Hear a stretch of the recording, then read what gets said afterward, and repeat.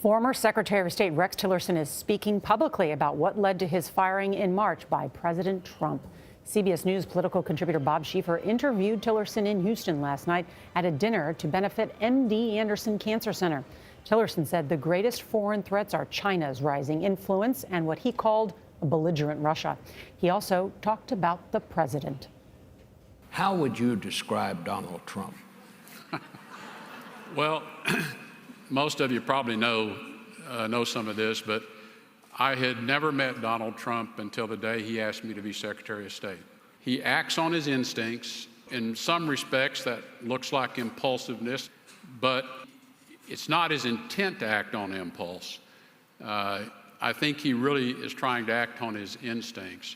It was challenging for me, coming from the disciplined, highly process-oriented ExxonMobil Corporation, to go to work for a man who is pretty undisciplined, doesn't like to read, doesn't read briefing reports, doesn't like to get into the details of a lot of things, but rather just kind of says, look, this is what I believe, and you can try to convince me otherwise, but most of the time you're not going to do that.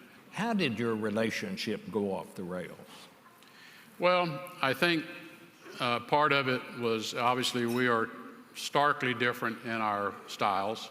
We did not have a common value system. When the president would say, well, here's what I want to do, and here's how I want to do it. And I'd have to say to him, well, Mr. President, I understand what you want to do, but you can't do it that way. It violates the law. It violates a treaty. You know, he got really frustrated. I didn't know how to conduct my affairs with him any other way than in a very straightforward fashion. And I think he grew tired of me being the guy every day that told him you can't do that. And let's talk about what we can do. That's very, very interesting. Well, it is.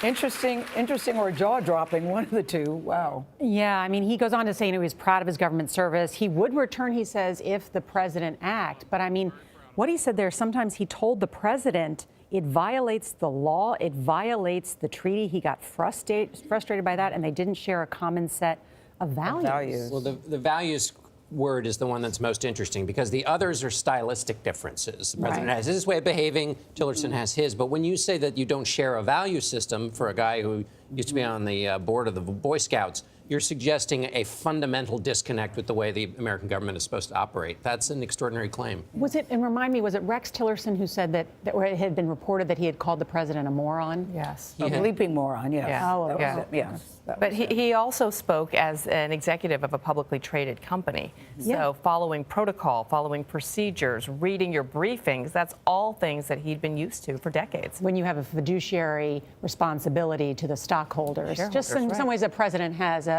responsibility to the voters, just a larger democracy. Fascinating here to talk so candidly. I do wonder, did he know that he was being recorded? He must have. He did know. I talked to Bob beforehand. He did, okay. He knew that this was going to be his first public comments. Interesting, the reading your brief, knowing the details, asking questions, all that are attributes that were all ascribed to George Herbert Walker Bush over the last 5 days, just in that Reminder. context.